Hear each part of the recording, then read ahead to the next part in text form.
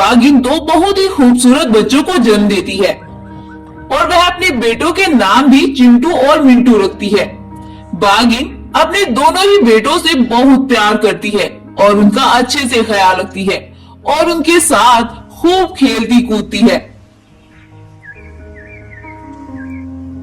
अरे माँ, हमें बहुत जोरों की भूख लगी है, आप हमें जंगल से खाना लाकर दो ना माँ।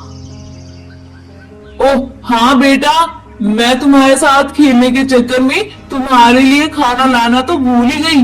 मैं अभी जल्दी से जाती हूँ और तुम्हारे लिए भोजन लेकर आती हूँ, लेकिन तुम इतना मैं वापस आऊं गुफा के अंदर ही रहना, बाहर मत आना। ऐसा बोलकर बाघिन अपने बेटों के लिए खाना लेने जंगल में चली जाती है और बाघिन के दोनों बेटे गुफा में आराम करने लगते हैं। उधर शेरनी को शिकार ढूंढते ढूंढते देर हो जाती है। तभी उस पर जंगल का एक बड़ा ही खतरनाक शेर पीछे से हमला कर देता है और उसे मार डालता है और मजे मजे करके खाने लगता है। उसे ये सब करता हुआ दूर खड़ा एक भालू देख लेता है, लेकिन वो तो कुछ भी नहीं कर सकता था क्योंकि उस खतरनाक शेर के पास बहुत सी जादुई शक्तियां भी थी जिनसे वो किसी भी बड़े से बड़े जानवर का मुकाबला आसानी से कर सकता था। भालू तो फिर भी एक फिद्दी सा जानवर था, इसीलिए वह बेचारा चुपचाप वहां से चला जाता है। उधर शेरनी के बेटे अपनी माँ के आने का बेसब्री से इंतजार कर रहे थे, लेकिन शेरनी तो अब तक घर वापस ही नहीं आई थी। सुबह होती है और शेरनी का एक बेटा अपने भाई से बोलता है, अरे भाई, माँ तो जाने कहाँ चली गई, अब तक भी माँ वापस ही नहीं आई है।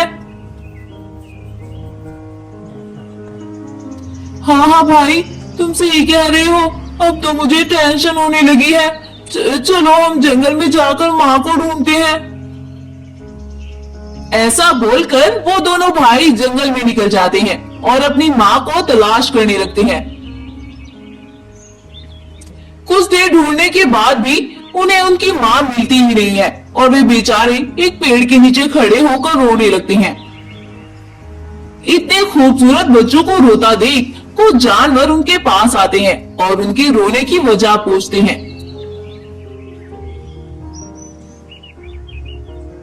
वो हमारी बाघिन माँ कल हमारे लिए जंगल से खाना लेने निकली थी और वो अब तक भी वापस ही नहीं आई है।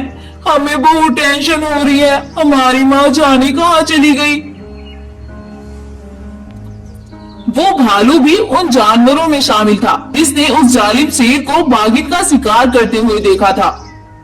और उन बच्चों की ये बातें सुनकर वह भालू बोलता है, अरे बेटा, क्या वो तुम्हारी बाघिन माँ थी? उसका तो कल जंगल के एक बहुत ही खतरनाक शेर ने बहुत ही बेरहमी से शिकार कर लिया है।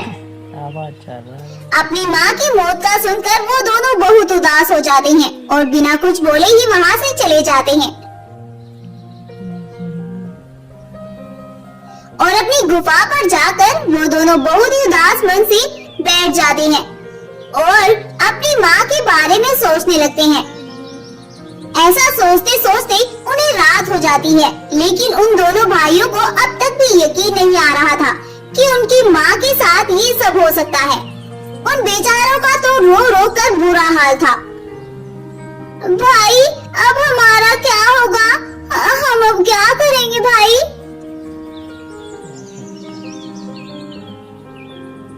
हाँ भाई, यही मैं सोच रहा हूँ। मुझे तो बहुत टेंशन हो रही है। भगवान ने हमारी माँ को इतनी जल्दी क्यों बुला लिया अपने पास?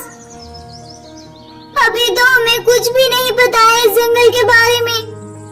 हम अपनी माँ के बिना कैसे रहेंगे भाई? वो दोनों भाई ऐसा बोलकर गुमसुम हो जाते हैं। कुछ देर बाद उनकी गुफा के बाहर एक रोशनी होती है और उस रोशनी में से एक जादुई दरवाजा प्रकट होता है और उसके अंदर से एक बाघिन बाहर आती है और वह उन बच्चों से बोलती है, बेटा, तुम्हें घबराने की कोई जरूरत नहीं है। मैं तुम्हारी माँ हूँ बेटा। मैं इस दुनिया से चली गई तो क्या हुआ? मुझे तुम्हारी फिक्र तो हर दम सताती है बेटा। तुम्हें भूख लगी होगी ना, चलो मैं तुम्हें खाना देती हूँ। हाँ माँ, हमें बहुत भूख लगी है। इतना सुनकर वह बाघिन अपनी शक्तियों से उन्हें कुछ खाना देती है।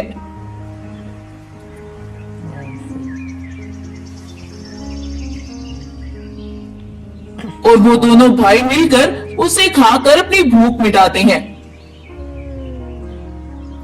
बेटा, अब तुम्हें घबराने की कोई जरूरत नहीं है।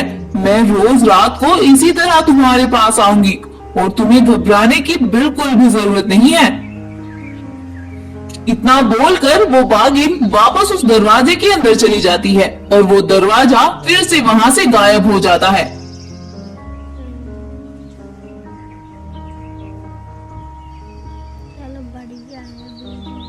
और अब से वो रोज आकर अपने बेटों को खाना खिलाती है और फिर से इसी तरह वहां से गायब हो जाती है।